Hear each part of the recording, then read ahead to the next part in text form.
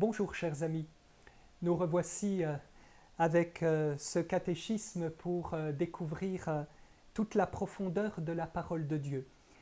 On m'a demandé pourquoi utiliser ce catéchisme et pourquoi ne pas venir à vous finalement uniquement avec la parole. Je vais répondre à cette question. Beaucoup de chrétiens se réclament de la parole de Dieu. Je vais même vous confier quelque chose. Des gens qui n'ont de chrétiens que le nom se réclament de Jésus-Christ, affirment lire la Bible correctement et en réalité induisent les gens dans l'erreur. Je pense par exemple aux témoins de Jéhovah. Tous les chrétiens se réclament de la parole de Dieu. Un catéchisme peut alors servir de repère, de boussole pour comprendre ce qu'elle nous dit, étant bien entendu qu'un catéchisme n'a de valeur que s'il s'appuie clairement sur la parole de Dieu et uniquement sur elle, et qu'elle est enseignée aussi donc avec fidélité à travers cet ouvrage. Et donc comme je suis pasteur luthérien, eh bien j'utilise, voyez, ce petit catéchisme de Martin Luther que j'utilise à la fois pour l'enseignement des jeunes mais aussi des adultes. Nous sommes actuellement dans son chapitre 1er concernant l'autorité de l'Écriture sainte. Nous avons eu l'occasion de dire quelle est son origine, quelle est sa nature, comment faut-il la lire et comment peut-elle nous aider à persévérer dans la foi. Voici cette question maintenant, quel usage devons-nous faire de la Bible ? Réponse, nous devons lire, étudier et écouter la Bible avec respect, mettre notre confiance en ce qu'elle dit et vivre selon ses instructions.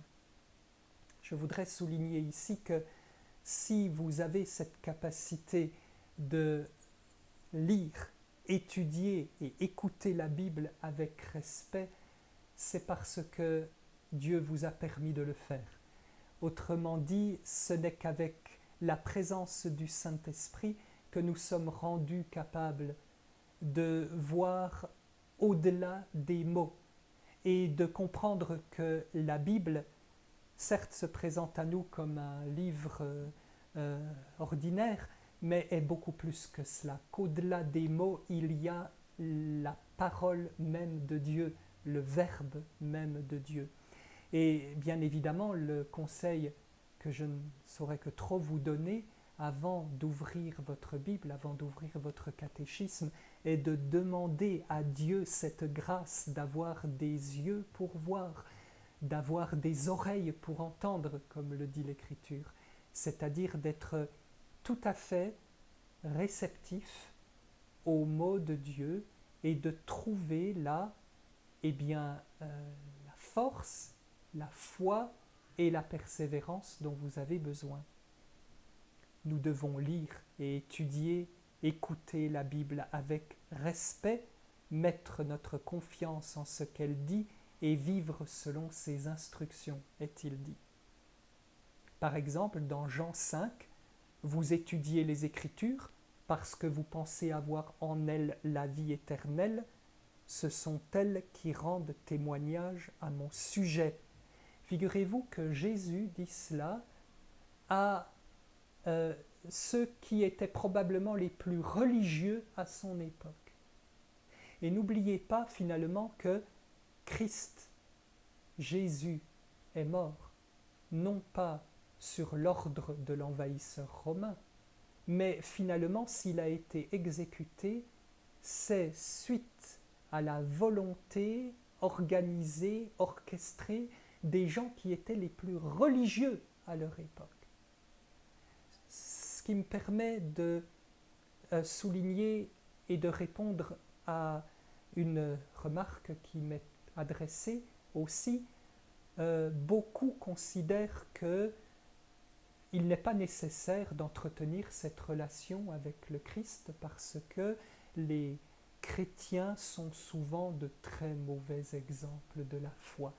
Les chrétiens ne vivraient pas selon leur foi, les chrétiens ne montreraient pas un exemple de foi sincère, donc finalement a vite fait de considérer que tout cela ne nous concerne pas, que les croyants sont des hypocrites et qu'il ne sert à rien de s'approcher de Dieu de cette façon.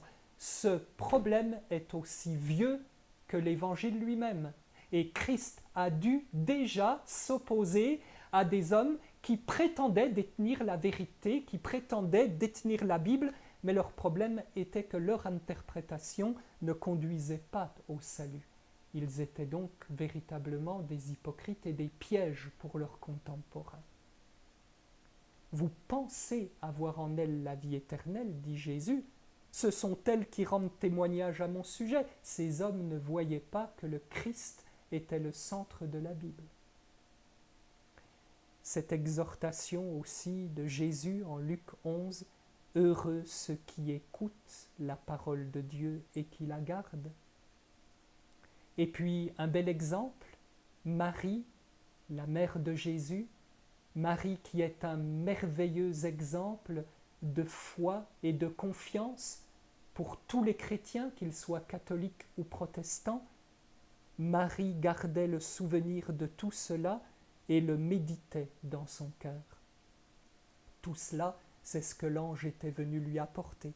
Vous trouvez cela dans Luc au chapitre 2, le verset 19.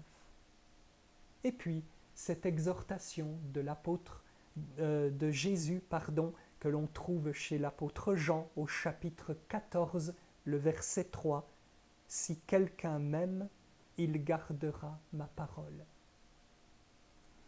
Et puis, ce que je vous avais annoncé la fois précédente, une question, Dieu continue-t-il de donner des révélations à son peuple ? La réponse qui nous est proposée, et je crois que c'est véritablement une réponse sage qu'il vaut la peine de méditer, car encore une fois, comme nous l'avons indiqué, beaucoup se présentent dans les églises comme des prophètes et affirment détenir la même autorité que des hommes comme Ésaïe ou Jérémie, ce qui peut naturellement plonger l'Église dans une grande confusion, surtout si ces prophètes d'aujourd'hui annoncent des choses qui sont contraires à ce qui est dit dans la parole. Dieu peut donner une révélation particulière à l'un ou l'autre de ses enfants.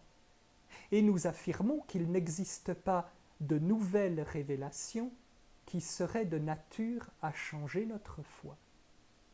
Donc, vous voyez, Dieu finalement fait ce qu'il veut. Il est Dieu, il peut donner des révélations particulières à l'un ou l'autre de ses enfants, mais attention. Attention parce qu'il n'existe pas de nouvelles révélations, une autre Bible si vous voulez, un 5e testament, qui serait de nature à changer notre foi.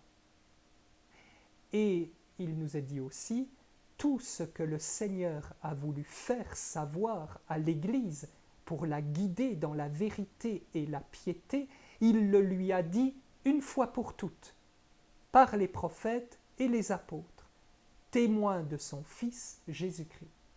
Autrement dit, lorsque vous tenez une Bible entre les mains, sachez bien que cette Bible, dont les premiers livres, parlons uniquement du Nouveau Testament, ont été écrits peu après la mort du Christ, et dont le dernier fut écrit vers l'an 100, il s'agit de l'Évangile selon saint Jean, cette Bible, ce corpus de livres, constitue un vase clos, constitue une collection finie, terminée, qui vient à vous, qui a traversé les siècles. Tout livre supplémentaire, toute pensée, toute bulle, tout dogme qui viendrait s'ajouter et qui serait présenté comme ayant la même autorité que la Bible elle-même, n'est pas valide, ne vient pas de Dieu. Quelques versets qui affirment cela. Dans le livre du Deutéronome, avertissement solennel du Seigneur, vous n'ajouterez ni n'enlèverez rien de ce que je vous ai prescrit. Vous garderez les commandements de l'Éternel, votre Dieu, tels que je vous les ai prescrits. Vous n'ajouterez, vous n'enlèverez rien. Autrement dit, votre catéchisme ne doit rien contenir d'autre que la Bible elle-même. Pas question d'y ajouter des choses écrites par les hommes au cours des siècles et qui viendraient contredire la Bible, ou ajouter des traditions, des prières, des enseignements qui non seulement ne se trouveraient pas dans la Bible, mais viendraient les contredire. Dans le livre de l'Apocalypse, chapitre 22, verset 18, « Je le déclare à toute personne qui écoute les paroles de prophétie de ce livre, si quelqu'un y ajoute quelque chose, Dieu lui ajoutera les fléaux décrits dans ce livre. » Ici, l'apôtre Jean ne parle pas uniquement du livre de l'Apocalypse, il parle de l'écriture tout entière. Dans le livre des Proverbes, au chapitre 30, verset 5, « Toute parole de Dieu est pure. Il est un bouclier pour ceux qui cherchent refuge en lui. N'ajoute rien à ses paroles, dit le prophète.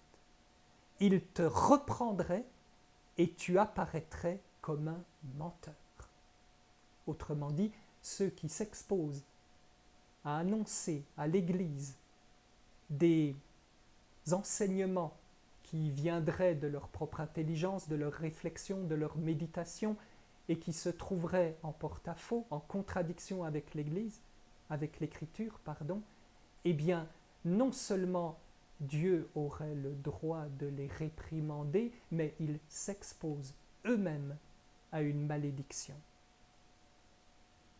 Jérémie, chapitre 23, verset 28, que le prophète qui a reçu un rêve le raconte, nous sommes là dans le contexte de l'Ancien Testament, et que celui qui a reçu ma parole la rapporte fidèlement.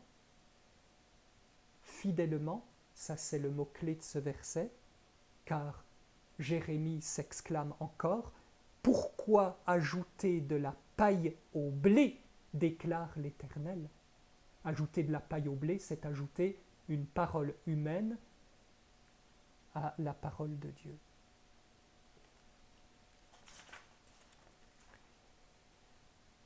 J'en veux aux prophètes qui remuent leur langue pour imiter une déclaration solennelle de ma part, déclare l'Éternel en Jérémie 23.